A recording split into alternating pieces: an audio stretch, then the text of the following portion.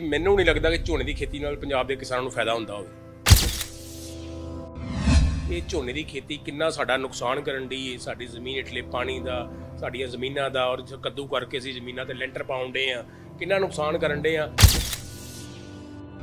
ਝੋਨੇ ਦੀ ਖੇਤੀ ਕਿਸਾਨ ਨੇ ਕਰਨੀ ਹੈ, ਲੋੜ ਵੀ ਕਿਸਾਨ ਨੂੰ ਕਿਤੇ ਨਾ ਕਿਤੇ ਨਜ਼ਰ ਆਉਂਦੀ ਹੈ, ਪੈਸੇ ਵੀ ਚੰਗੇ ਲੱਭਣ ਦੇ ਆ, ਤੇ ਕਿਉਂ ਨਾ ਕਿਸਾਨ ਨੂੰ ਅਸੀਂ ਕਿ ਝੋਨਾ ਹੀ ਬੀਜ ਲੈ, ਪਰ ਬੀਜ ਸਿੱਧੀ ਬਜਾਈ ਨਾਲ। यूनिवर्सिटी सिफारिश करती है कि 2 रूणियां ਆਪਾਂ ਜੇ ਪਹਿਲਾਂ ਕਰ ਲਈਏ, ਉਹਦੇ ਨਾਲ ਸਾਨੂੰ ਦੋਹਰਾ ਫਾਇਦਾ ਹੋ ਜਾਂਦਾ। ਪਹਿਲਾ ਫਾਇਦਾ ਤੇ ਇਹ ਹੈ ਕਿ ਜਿਹੜੇ ਪੁਰਾਣੇ ਝੋਨੇ ਦੇ ਬੀਜ ਕਿਰੇ ਆ ਖੇਤਾਂ 'ਚ, ਉਹ ਪੁੰਗਰਾਉਂਦੇ ਨੇ। ਝੋਨੇ ਦਾ ਸੀਜ਼ਨ ਆਉਂਦਿਆਂ ਹੀ ਕਈ ਤਰ੍ਹਾਂ ਦੀਆਂ ਗੱਲਾਂ ਦਿਮਾਗ ਦੇ ਵਿੱਚ ਆਉਂਦੀਆਂ ਨੇ ਕਿ ਝੋਨੇ ਦੀ ਬਜਾਈ ਕਿਸ ਤਰੀਕੇ ਨਾਲ ਕੀਤੀ ਜਾਵੇ, ਕਿਉਂਕਿ ਪਿਛਲੇ ਸਾਲ ਸਰਕਾਰ ਨੇ, ਖੇਤੀਬਾੜੀ ਅਫਸਰਾਂ ਨੇ ਬਹੁਤ ਜ਼ੋਰ ਲਾਇਆ ਕਿ ਤੁਸੀਂ ਸਿੱਧੀ ਬਜਾਈ ਕਰੋ। ਸਿੱਧੀ ਬਜਾਈ ਕਾਮਯਾਬ ਵੀ ਹੋਈ, पर कई जगह के उपर कामयाब नहीं हुई।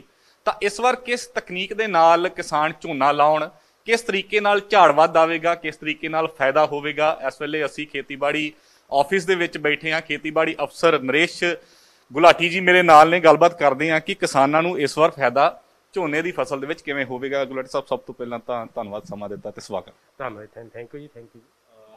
पहला सवाल यही है कि किसानां नूं झोने दे विच फायदा किवें होगा। देखो मनदीप जी, झोने की खेती जी है, मैं समझना तुसी बड़ा वधिया एक टीका लाया मेरे हिसाब नाल फायदा। तो मैनू नहीं लगता कि झोने की खेती नाल पंजाब के किसानों को फायदा होंदा होवे। देखो साडे जमीन हेठला पानी, पंजाब पानिया की धरती, और जे असीं गल करिए पूरे दुनिया च पंजाब का नाम खेती वास्ते हैगा। और जिस तरह असीं झोने की काश करते रहे तो वो दिन दूर नहीं। माहिर कहते हैं कि सानू साडा सूबा रेगिस्तान बन जू। देखो धरती हेठला पानी कितना थले जान डया, और असीं सारे जानते हैं कि हर वारी डूंघे बोर करके किसान नूं लाखां रुपए खर्च करने पैंदे ने सबमर्सीबल मोटर लाउण वास्ते। सो मेरी बेनती है, असीं बड़े चिर तो जोर लाउण डए आ, और साडी सरकार सानूं बार-बार ये साडे टीचे भी मिथदी है भी डाइवर्सिफिकेशन की जाए, खेती च विभिन्नता लिआंदी जाए। वो तो संभव नहीं हो रही। किसान जिहड़ा झोने नूं नहीं छड्डण डया, किसान नूं झोने दे विच फायदा जरूर नज़र आउंदा है, क्योंकि झोने की फसल का एक पक्का भाव भी सरकार मिथदी है। किसान जिहड़ा मंडी च लैके बेच दिंदा ते विहला हो जाता है। पर जे आपां परदे पिछे की गल करिए, ये झोने की खेती किन्ना साडा नुकसान करन दी है, साडी जमीन हेठले पानी का, साडियां जमीनां दा, और कद्दू करके असीं जमीनां ते लेंटर पाउंदे आ, किन्ना नुकसान करन दे आ। ये सारा कुछ जिहड़ा प्रतख नज़र पहलां भी आउंदा सी, हुण उहदे नतीजे नज़र आने शुरू हो गए। सो इस करके असीं ये कोशिश कर रहे हैं भी क्यों ना झोने की खेती किसान ने करनी है।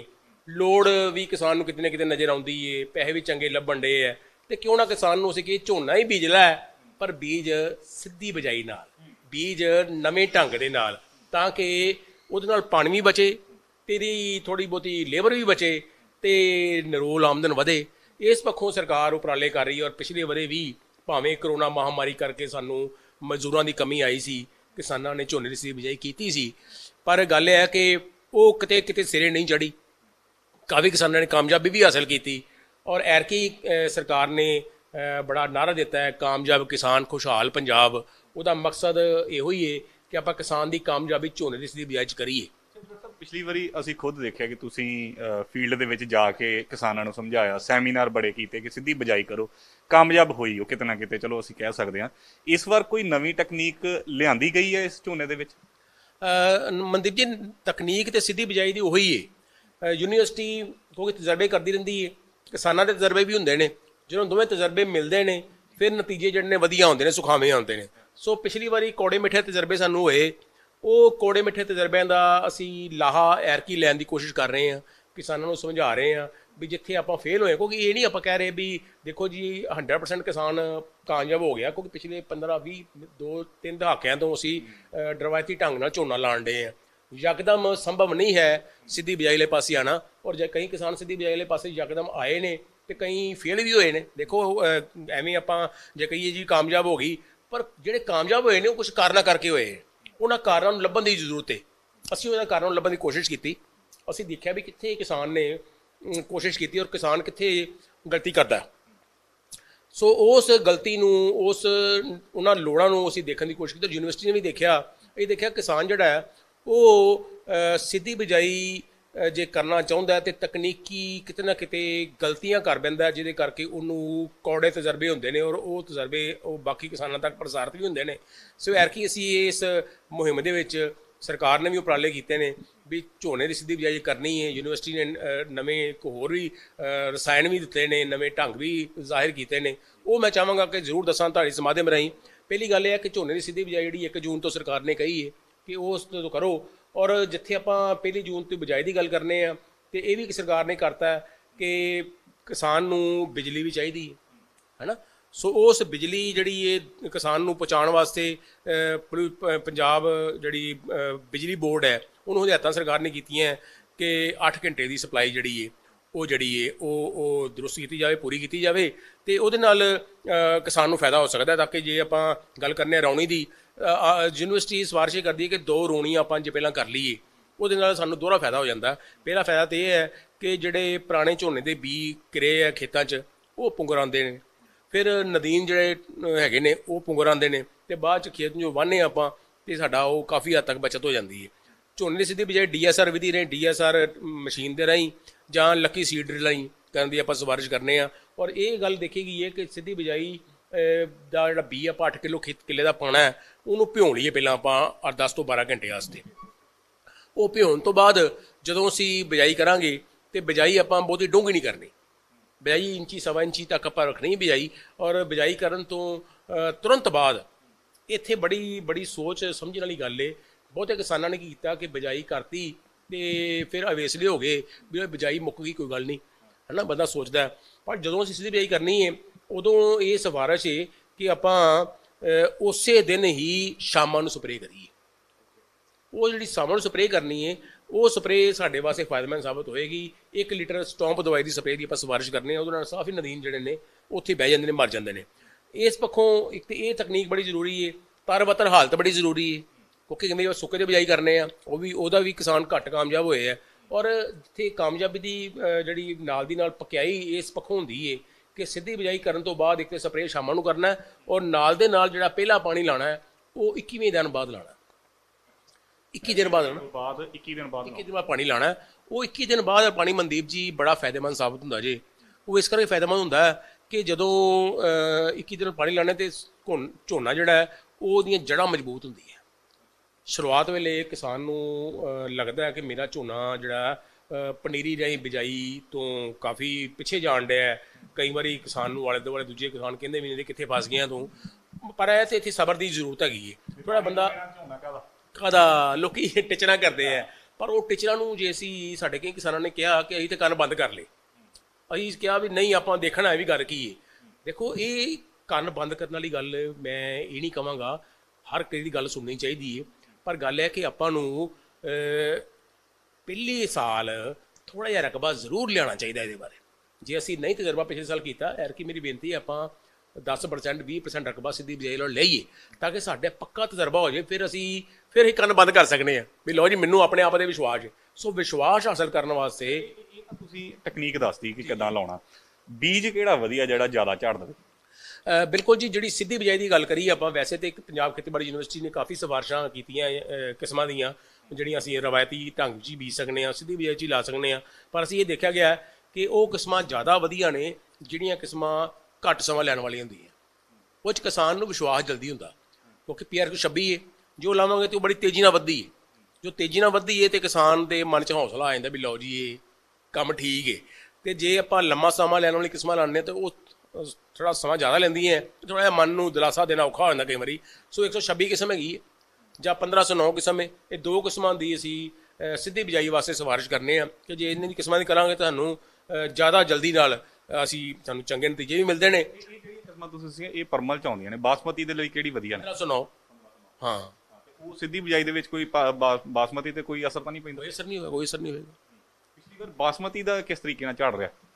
ਬਾਸਮਤੀ ਦਾ ਝਾੜ ਸਿੱਧੀ ਬਿਜਾਈ ਵਾਲਾ ਦੇਖੋ ਅਸੀਂ ਨਾ ਫਿਰ ਫਸਲ ਕਟਾਈ ਤਜਰਬੇ ਵੀ ਕਰਵਾਏ ਸੀਗੇ ਪਿਛਲੇ ਸਾਲ ਤੇ ਉਹਦੇ ਨਤੀਜੇ ਸਾਨੂੰ ਚੰਗੇ ਮਿਲੇ। ਵੈਸੇ ਝਾੜ ਜਿਹੜਾ ਬਰਾਬਰ ਵੀ ਰਿਹਾ, ਕਈਆਂ ਥਾਵਾਂ ਤੇ ਘੱਟ ਵੀ ਰਿਹਾ। ਓਵਰਆਲ ਜੇ ਗੱਲ ਕਰੀਏ ਤੇ ਝਾੜ ਜਿਹੜਾ ਬਰਾਬਰ ਮਿਲਣ ਡਿਆ ਸਿੱਧੀ ਬਿਜਾਈ ਵਾਲਾ ਤੇ ਰਵਾਇਤੀ ਢੰਗ ਵਾਲਾ। ਦਾਣਾ ਸੇਮ ਹੈ? ਸੇਮ ਦਾਣਾ ਸੇਮ ਹੈ, ਕੋਈ ਸਮੱਸਿਆ ਨਹੀਂ ਹੈ। ਉਲਟਾ ਕਈਆਂ ਕਿਸਾਨਾਂ ਨੇ ਕਿਹਾ ਸਾਡਾ ਝਾੜ ਵਧੀਆ ਔਰ ਕੁਆਲਿਟੀ ਵੀ ਬੈਟਰ ਹੋਈ ਹੈ। ਦੇਖੋ ਇਹ ਚੀਜ਼ਾਂ ਜਿਹੜੀਆਂ ਇਹ ਤਜਰਬੇ ਸਾਨੂੰ ਕਿਸਾਨ ਦੇ ਨਾਲ ਗੱਲਬਾਤ ਕਰਨ ਨਾਲ ਮਿਲਣਗੇ। ਇਹ ਤਜਰਬੇ ਸਾਨੂੰ ਖੁਦ ਤਜਰਬਾ ਆਪਣੇ ਆਪ ਤੇ ਕਰਾਂਗੇ ਤੇ ਫਿਰ ਸਾਨੂੰ ਤਜਰਬੇ ਮਿਲਣਗੇ। ਤੁਸੀਂ ਤਾਂ ਵੈਸੇ ਕਿਸਾਨਾਂ ਨਾਲ ਅਟੈਚ ਹੀ ਰਹਿੰਦੇ ਹੋ। ਅੱਜ ਵੀ ਤੁਸੀਂ ਇੱਕ ਵਧੀਆ ਵੈਬੀਨਾਰ ਜਿਹੜਾ ਕੀਤਾ ਸੀਗਾ, ਤਾਂ ਕਿਸਾਨ ਕਿੰਨੇ ਕੁ % ਲੱਗਦਾ ਪੰਜਾਬ ਦੇ ਕਿ ਇਹ ਸਿੱਧੀ ਬਿਜਾਈ ਵੱਲ ਮੁੜਨਗੇ? ਪਿਛਲੀ ਵਾਰ ਕਿੰਨੇ % ਹੋਏ ਸੀ ਤੇ ਇਸ ਵਾਰ ਵੱਧ ਹੋਣ ਦਾ ਚਾਂਸ ਹੈਗਾ ਜਾਂ ਘੱਟ ਦੇ ਚਾਂਸ? ਦੇਖੋ ਜੀ, ਜੇ ਮੈਂ ਜਲੰਧਰ ਜ਼ਿਲ੍ਹੇ ਦੀ ਗੱਲ ਕਰਾਂ ਤੇ ਸਾਡੇ ਜ਼ਿਲ੍ਹੇ ਦਾ ਤਕਰੀਬਨ 4.25 ਲੱਖ ਏਕੜ ਰਕਬਾ ਝੋਨੇ ਥੱਲੇ ਹੁੰਦਾ ਹੈ ਤੇ ਉਹਦੇ ਚੋਂ ਪਿਛਲੇ ਵਰੇ ਕੋਈ ਜਿਹੜਾ ਕਿ ਐਂਡ ਤੱਕ ਗਿਆ, ਕਿਉਂਕਿ ਪਹਿਲਾਂ ਲੋਕਾਂ ਨੇ ਵਾਹਵਾ ਵੀ ਬੀਜ ਲਿਆ ਸੀ, ਬਾਅਦ ਚ ਵਾਇਆ ਵੀ ਆਇਆ ਕਈਆਂ ਨੇ ਵਾਹਤਾ, ਕਈਆਂ ਨੂੰ ਨਹੀਂ ਆਪਣੇ ਆਪ ਤੇ ਯਕੀਨ ਰਿਹਾ ਜਾਂ ਵੇਖੀ ਸੁਣੀ ਗੱਲ ਕਰਕੇ ਉਹਨਾਂ ਨੇ ਵਾਹ ਕੇ ਤੇ ਫਿਰ ਲੇਬਰ ਵੀ ਵਾਪਸ ਆ ਗਈ ਸੀ। ਪਰ 42,000 ਏਕੜ ਰਕਬਾ 10% ਤਕਰੀਬਨ ਰਕਬਾ ਜਿਹੜਾ ਉਹ ਸਿੱਧੀ ਬਿਜਾਈ ਵਾਲੇ ਪਾਸੇ ਪ੍ਰਵਾਨ ਚੜਿਆ ਸੀਗਾ ਤੇ ਐਰਕੀ ਅਸੀਂ ਤਵੱਕੋ ਕਰ ਰਹੇ ਹਾਂ ਕਿ ਡਬਲ ਹੋਵੇ। ਔਰ ਸਾਡੇ ਮੈਂ ਤੁਹਾਨੂੰ ਬੜੀ ਖੁਸ਼ੀ ਹੋ ਰਹੀ ਤੁਹਾਨੂੰ ਇੱਥੇ ਦੱਸਿਆ ਕਿ ਸਾਡੇ ਜ਼ਿਲ੍ਹੇ ਦੇ ਬਹੁਤ ਸਾਰੇ ਕਿਸਾਨਾਂ ਨੇ ਇਕੱਠੇ ਹੋ ਕੇ ਤਹਈਆ ਕੀਤਾ ਕਿ ਇਹ ਕੱਦੂ ਵਾਲਾ ਕੰਮ ਬੰਦ ਹੋਣਾ ਚਾਹੀਦਾ ਔਰ ਉਹ ਚਾਹੁੰਦੇ ਨੇ ਕਿ ਸਿੱਧੀ ਬਿਜਾਈ ਜਿਹੜੀ ਏ ਉਹ ਅਸੀਂ ਕਰਨੀ ਹੈ। ਸੋ ਕਿਸਾਨ ਖੁਦ ਕਹਿਣ ਡਿਆ। ਪੈਸੇ ਦਾ ਕਿੰਨੀ ਕੁ ਘੱਟ ਲਾਗਤ ਲੱਗਦੀ ਹੈ ਕਿ ਜੇ ਆਪਾਂ ਰਵਾਇਤੀ ਢੰਗ ਦੇ ਨਾਲ ਲਾਉਂਦੇ ਹਾਂ ਤੇ ਜੇ ਸਿੱਧੀ ਲਾਉਂਦੇ ਹਾਂ, ਪੈਸੇ ਦੀ ਬਚਤ ਹੁੰਦੀ ਹੈ? ਬਿਲਕੁਲ ਜੀ, ਸਿੱਧੀ ਬਚਤ ਪਹਿਲੀ ਤਾਂ ਬਚਤ ਇਹੋ ਹੀ ਹੈ ਕਿ ਆਪਾਂ ਸਾਨੂੰ ਪਨੀਰੀ ਨਹੀਂ ਬੀਜਣੀ ਪਈ। 1 ਮਹੀਨਾ ਪਨੀਰੀ ਵਾਸਤੇ ਸਾਨੂੰ ਪੂਰੀ ਧਿਆਨ ਦੇਣਾ ਪੈਂਦਾ, ਪਾਣੀ ਲਾ ਇਹ ਕਰ ਕਈ ਕੁਛ ਕਰਨਾ ਪੈਂਦਾ, ਸਾਨੂੰ ਖੇਤ ਤਿਆਰ ਕਰਨਾ ਪੈਂਦਾ।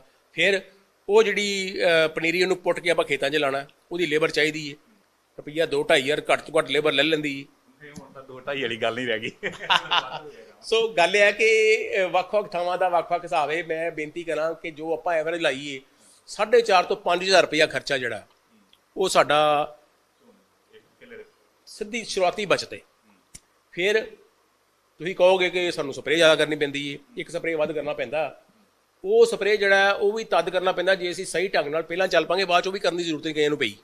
ਜਿਹੜਾ ਦੂਜੀ ਸਪਰੇਅ ਮੈਂ ਨੋਮਣੀ ਗੋਲਡ ਦੀ ਗੱਲ ਕੀਤੀ ਹੈ ਜਾਂ ਵਿਵਾਇਆ ਦਵਾਈ ਦੀ ਗੱਲ ਕੀਤੀ ਹੈ, ਜਿਹੜੀ ਕਿ 15 ਤੋਂ 25 ਦਿਨ ਬਾਅਦ ਆਪਾਂ ਸਪਰੇਅ ਕਰਨਾ, 25 ਦਿਨ ਦੇ ਵਿੱਚ ਸਪਰੇਅ ਕਰਨਾ, ਉਹ ਸਪਰੇਅ ਜਿਹੜਾ ਕਰਨਾ ਹੁੰਦਾ ਉਹ ਆਪਾਂ ਵੇਖ ਕੇ ਕਰਨਾ ਨਦੀਆਂ ਦੀ ਹਾਲਤ ਕੀ ਹੈਗੀ ਹੈ। ਤੇ ਜੇ ਅਸੀਂ ਪਹਿਲਾਂ ਸਵਾਰ ਕੇ ਸਪਰੇਅ ਕੀਤਾ ਹੋਏਗਾ ਤੇ ਬਾਅਦ 'ਚ ਘੱਟ ਲੋੜ ਪੈਂਦੀ ਹੈ, ਕਈ ਵਾਰੀ ਗੰਢਾਂ ਵਾਲਾ ਮੋਥਾ ਆ ਜਾਂਦਾ, ਉਹਦੇ ਵਾਸਤੇ ਆਪਾਂ ਦਵਾਈ ਜਿਹੜੀ ਹੈ ਸਪਰੇਅ ਕਰ ਸਕਦੇ ਹਾਂ। ਸੋ ਮੇਰੀ ਬੇਨਤੀ ਇਹ ਹੈ ਕਿ ਇਹ ਤੁਸੀਂ ਜਿਹੜੀ ਗੱਲ ਕੀਤੀ ਸੀ ਵੀ ਖਰਚਾ ਬਚਣ ਵਾਲੀ ਗੱਲ, ਸ਼ੁਰੂਆਤੀ ਦੌਰ 'ਚ 4.5-5 ਹਜ਼ਾਰ ਖਰਚਾ ਤਾਂ ਇਹ ਬਚ ਗਿਆ। ਔਰ ਬਾਅਦ ਦੇ ਵਿੱਚ ਜਿਹੜੀ ਜ਼ਮੀਨ ਦੇ ਵਿੱਚ ਜਿਹੜਾ ਅਸੀਂ ਪਾਣੀ ਥੱਲੇ ਭੇਜਿਆ, ਜਿਹੜੀ ਸਾਡੀ ਮੋਰਲ ਡਿਊਟੀ ਬਣਦੀ ਹੈ ਐਜ਼ ਏ ਪੰਜਾਬੀ ਕਿ ਆਪਾਂ ਆਪਣੀ ਵਾਤਾਵਰਨ ਨੂੰ ਦੇਖੀਏ, ਆਪਣਾ ਪਾਣੀ ਨੂੰ ਬਚਾਈਏ, ਉਹ ਵੀ ਸਾਡੀ ਪੂਰੀ ਹੋ ਗਈ।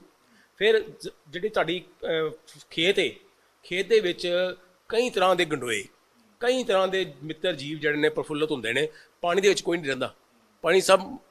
ਔਰ ਇਹ ਵੀ ਦੇਖਿਆ ਗਿਆ ਕਿ ਜਿੱਥੇ ਸਿੱਧੀ ਬਿਜਾਈ ਹੋਈ ਹੈ ਉੱਥੇ ਕਿਉਂਕਿ ਕਈ ਬਿਮਾਰੀਆਂ ਪਾਣੀ ਨਾਲ ਆਉਂਦੀਆਂ, ਕਈ ਕੀੜੇ ਪਾਣੀ ਨਾਲ ਆਉਂਦੇ ਆ, ਪਾਣੀ ਲਗਾਤਾਰ ਖੜਾ ਹੈ, ਕਈ ਕੀੜੇ ਆਉਂਦੇ, ਕਈ ਬਿਮਾਰੀਆਂ ਆਉਂਦੀਆਂ। ਜਦੋਂ ਅਸੀਂ ਪਾਣੀ ਸਵਾਰ ਕੇ ਲਾਉਣਾ, ਪਾਣੀ ਘੱਟ ਲਾਉਣਾ ਤੇ ਫਿਰ ਉਹ ਬਿਮਾਰੀਆਂ ਵੀ ਨਹੀਂ ਆਉਣੀਆਂ, ਸਪਰੇਅ ਘੱਟ ਕਰਨਾ ਪੈਂਦਾ। ਸੋ ਕੁੱਲ ਮਿਲਾ ਕੇ ਮੈਂ ਇਹ ਬੇਨਤੀ ਕਰਨਾ ਕਿ ਝਾੜ ਸਾਡਾ ਬਰਾਬਰ ਆ ਜਾਵੇ ਤੇ ਬਹੁਤ ਚੰਗੀ ਗੱਲ। ਜੇ ਘੱਟ ਵੀ ਕਿੱਲਾ ਜੇ ਆ ਜਾਵੇ, ਆਪਾਂ ਵੈਸੇ ਗੱਲ ਕਰਨੇ ਘੱਟ ਤਾਂ ਨਹੀਂ ਆਉਣਾ ਚਾਹੀਦਾ, ਪਰ ਫਿਰ ਵੀ ਸਿੱਧੀ ਬਿਜਾਈ 'ਚ ਫਾਇਦਾ।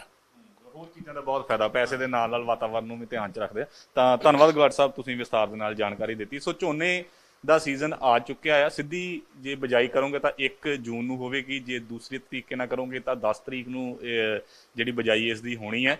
ਪਰ ਇਸ ਦੇ ਵਿੱਚ ਫਾਇਦਾ ਬਹੁਤ, ਜਿਸ ਤਰੀਕੇ ਨਾਲ ਦੱਸਿਆ ਕਿ ਫਾਇਦਾ ਹੈਗਾ, ਪੈਸੇ ਦਾ ਵੀ ਫਾਇਦਾ ਹੋਊਗਾ ਤੁਹਾਨੂੰ ਜੇ ਸਿੱਧੀ ਬਿਜਾਈ ਕਰਦੇ ਹੋ, ਤੇ ਤੁਹਾਡੀ ਜ਼ਮੀਨ ਵੀ ਬਚੀ ਰਹੇਗੀ, ਜਿਹੜੇ ਮਿੱਤਰ ਜੀਵ ਨੇ ਉਹ ਵੀ ਪੈਦਾ ਹੋਣਗੇ ਅਤੇ ਫਸਲ ਦੇ ਵਿੱਚ ਝਾੜ ਵੀ ਵੱਧ ਆਉਣ ਦੀ ਸੰਭਾਵਨਾ ਹੈ। ਕੈਮਰਾਮੈਨ ਮਨੀਸ਼ ਦੇ ਨਾਲ ਮਨਦੀਪ ਸਿੰਘ, ਡੇਲੀ ਪੋਸਟ ਪੰਜਾਬੀ, ਜਲੰਧਰ।